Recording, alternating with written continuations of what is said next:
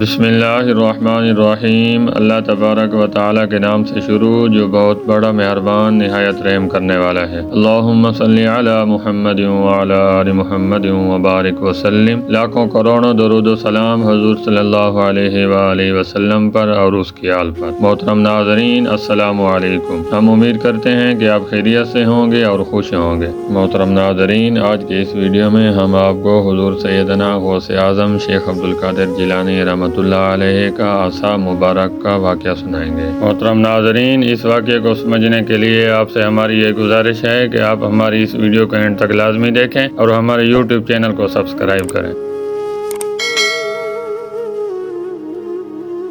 محترم ناظرین، حضرت عبدالمالک زیال رحمۃ اللہ علیہ بیان کرتے ہیں کہ میں ایک رات حضور سیدنا غوث اعظم شیخ عبدالقادر جیلانی رحمۃ اللہ علیہ کے مدرسے میں کھڑا تھا تو غوث پاک رحمۃ اللہ علیہ اندر سے ایک عصا مبارک اپنے دست اقدس میں لیے ہوئے تشریف فرما ہوئے تو میرے دل میں ایک خیال آیا کہ کاش حضور سیدنا غوث اعظم شیخ عبدالقادر جیلانی رحمۃ اللہ علیہ اپنے اس عصا سے کوئی کرامت دکھلائیں۔ ادھر میرے دل میں یہ خیال گزرا اور ادھر حضور سیدنا غوث اعظم شیخ عبدالقادر جیلانی رحمۃ اللہ علیہ نے عصا کو زمین پر گاڑ دیا تو وہ عصا چراغ کی طرح روشن ہو گیا اور بہت دیر تک روشن رہا۔ پھر حضور سیدنا غوث اعظم شیخ عبدالقادر جیلانی رحمۃ اللہ علیہ نے اسے اکھیڑ لیا تو وہ عصا جیسا تھا ویسا ہی ہو گیا۔ اس کے بعد حضور سیدنا غوث اعظم شیخ عبدالقادر جیلانی رحمۃ اللہ علیہ نے فرمایا، بس اے زیال، تم یہی چاہتے تھے؟ محترم ناظرین، حضور سیدنا غوث اعظم شیخ عبدالقادر جیلانی